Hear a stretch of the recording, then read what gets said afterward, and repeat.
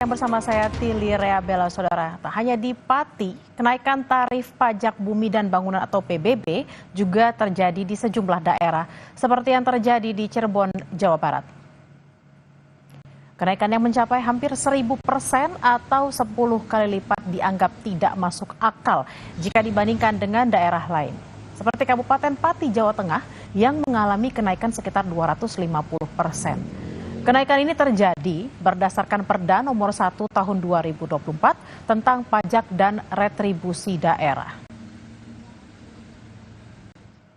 Sementara itu, Saudara, Paguyuban Pelangi Cirebon menuntut Wali Kota Cirebon untuk membatalkan kenaikan pajak bumi bangunan Kota Cirebon hingga 1000%. Warga mengancam akan berunjuk rasa menolak kenaikan PBB yang telah ditetapkan mencapai 1000%. Paguyuban menilai kenaikan PBB ini tidak masuk akal di tengah kondisi ekonomi yang tidak menentu. Kami berharap agar PBB kembali seperti 2023. Memang dinaikkan untuk PBB-nya.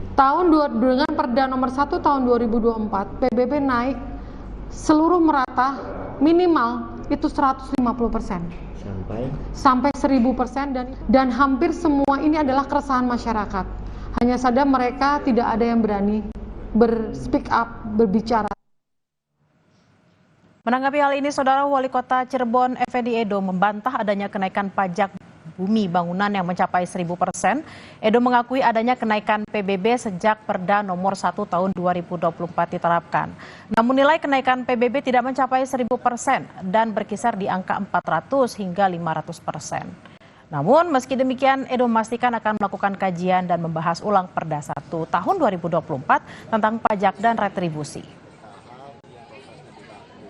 Kan ada tapi tidak sampai 1000%. Nah, tapi dari tidak 1000% itu saya sudah kaji ulang. Ya maklum, saya kan baru 5 bulan bekerja. Tapi saya akan melakukan proses ini cepat kan gitu ya. Sehingga insya Allah mudah-mudahan sih kita bisa ada formulasi yang bagus yang sehingga bisa menurunkan PBB tersebut. Untuk mengetahui informasi terkini terkait kenaikan PBB di Cirebon, Jawa Barat, saat ini kita telah tergabung dengan Hari Saputra Gani, Wakil Ketua DPRD Kota Cirebon 1. Selamat siang Pak Hari dengan Bella di studio. Selamat siang Mbak Bella. Pak Hari, ini banyak yang bertanya-tanya tentunya. Sebenarnya apa yang terjadi? Sudah berapa lama kebijakan kenaikan PBB ini terjadi dan apakah benar kenaikan ini mencapai 1000% atau 10 kali lipatnya, Pak? Jadi begini Mbak Bella, jadi kalau konteks Kota Cirebon itu berbeda dengan konteks Pati. Kalau Kota Cirebon itu sudah berproses, memang waktu itu ada Perda 1 Tahun 2024 mengenai ketentuan pajak daerah dan retribusi daerah. Itu karena turunan daripada PP 35 tahun 2023. Nah, memang kondisinya ada beberapa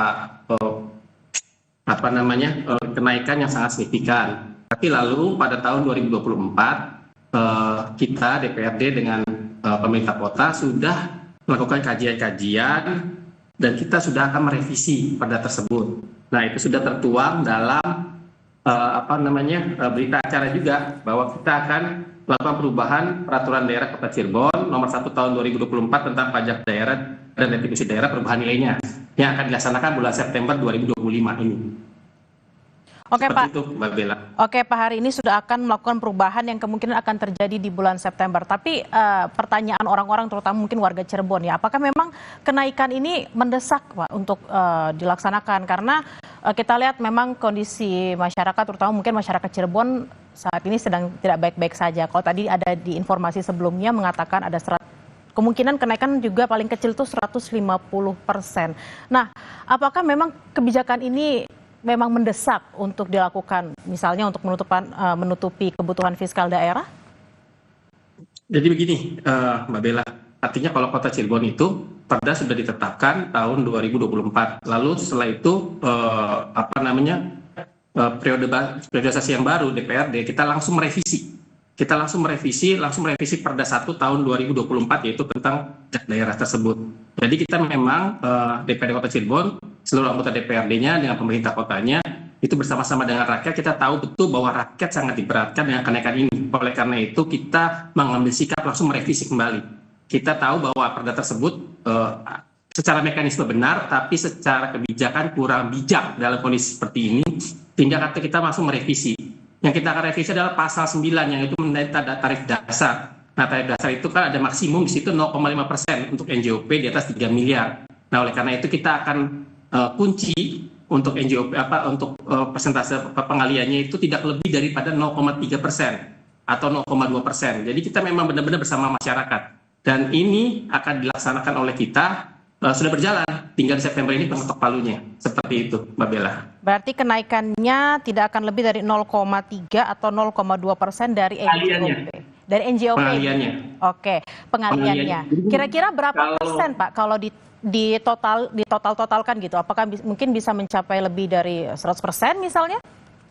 Jadi begini, ada dua hal. Satu, di Perda itu mengatur tarif dasar, adalah pengalian dasarnya. Nah, untuk melihat besaran pajak itu, pengalian dasar berikut dengan NJOP-nya. Nah, NJOP itu berdasarkan appraisal. Nah, NJOP lebih mudah, artinya NJOP itu bisa namanya menggunakan keputusan wali kota, sesuai dengan namanya appraisal yang berlaku seperti itu. Nah, kita yang paling penting adalah sekarang menurunkan tarif dasarnya dulu. Artinya yang dulu 3 miliar ke atas itu 0,5% pengaliannya, kita akan turunkan. Maksimum itu 0,3, kalau bisa 0,2. Ini juga berkat teman-teman dari semuanya, dari masyarakat yang berdiskusi, yang kita rapat dengan pendapat dengan DPRD, kita mendengarkan betul bagaimana masukan masyarakat, dan kita bersepakat untuk mengubah perda tersebut. Jadi ini udah proses akhir nih, September ini sesuai dengan berita acara kita akan sahkan perda terbaru. Yang artinya nanti kemungkinan kenaikan pasti ada, tapi tentu kenaikan itu tidak signifikan sekali seperti itu. Nah, Pak Hari, ini kan memang mau diputuskan di bulan September. Sejauh ini kan banyak warga yang juga ingin mengungkapkan aspirasinya, mendapatkan penolakan gitu ya, Pak. Nah, sejauh ini apakah warga juga dilibatkan dalam proses pengambilan keputusan, dan apakah mereka juga sudah diajakin ngobrol gitu terkait dengan adanya kenaikan-kenaikan yang akan terjadi meskipun memang tidak sebesar yang ada informasinya sekarang? Jadi memang ini perjuangan bersama, ini perjuangan bukan sekedar perjuangan daripada teman-teman anggota DPRD, pemerintah Kota Cirebon, tapi ini perjuangan dari masyarakat Kota Cirebon.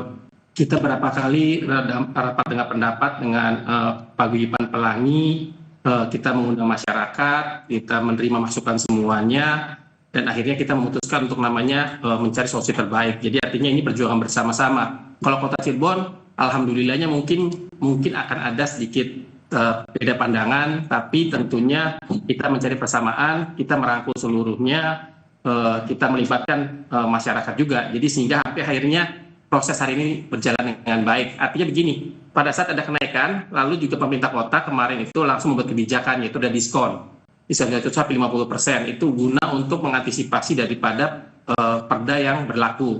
Nah, oleh karena itu di bulan September ini kita akan mengetok nih perdanya nih, merubah tarif dasarnya sehingga di tahun 2026 itu menjadi lebih murah semuanya, seperti itu tarifnya. Nah, ini saya akan tunjukkan ini keputusan DPRD Kota Cirebon mengenai tentang pembentukan peraturan daerah. Nah, di sini kita lihat di lembar terakhirnya mengenai tentang perubahan. Nah, perubahan atas peraturan daerah Kota Cirebon nomor 1 tahun 2024 tentang pajak daerah dan retribusi daerah, perubahan nilai. Jadi kalau masyarakat Kota Cirebon sebenarnya sudah tinggal tunggu finalisasi aja. Yang ini akan dilaksanakan pada bulan September 2025. Seperti itu. Baik. Jadi ya kita doakan aja semoga 17 Agustus ini menjadi hari kemerdekaan kita, sekaligus ada kado buat warga Kota Cirebon, yaitu adalah penurunan pajak daerah.